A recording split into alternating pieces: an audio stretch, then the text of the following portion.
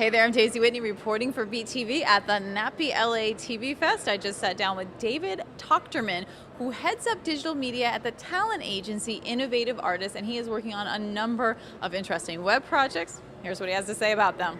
So David, you head up digital media at the talent agency Innovative Artists, and you're working on a number of web shows. So tell us about the projects that you've worked on and what your role is exactly in them. Well, I see my role as to be able to support artists and creative properties of all kinds as we're sort of pushing this needle forward in this new space. One project that we're especially proud of is Urban Wolf, which recently launched on Crackle.com, which is a real example of how things can be platformed internationally, where the rollout is in America is by chapter, but then it also hangs together as a standalone property, both for international and DVD distribution. And so where else is that? Okay, so you can watch it in the U.S. on Crackle.com, and if you and are Hulu and all the other places that Crackle distributes. They distribute across a wide network of distribution portals. And if you're outside of the country, it's DVD distribution. And internet and standalone, in other words, full length. Now, is that a model that you think will be followed for a lot of other web shows? I think it can be. I think what's important is that Sony, Paramount, Warner Brothers, Fox, and others are really looking to create models for pure play entertainment.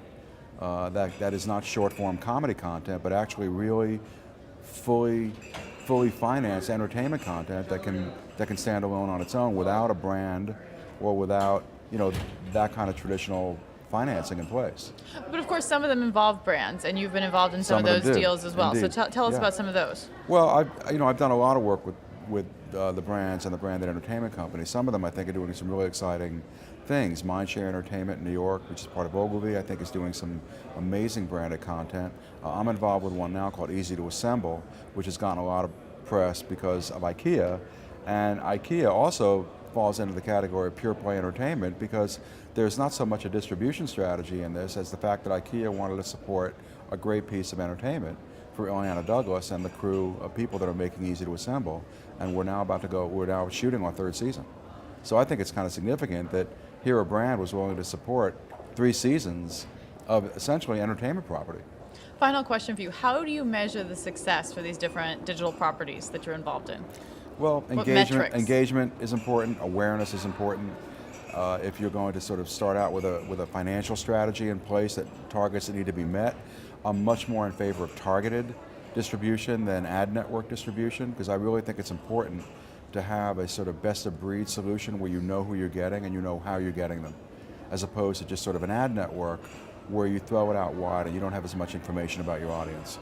I think the ability to take advantage of the metrics that we have is something we should all be taking advantage of right now. All right, I like that. Thank you, David.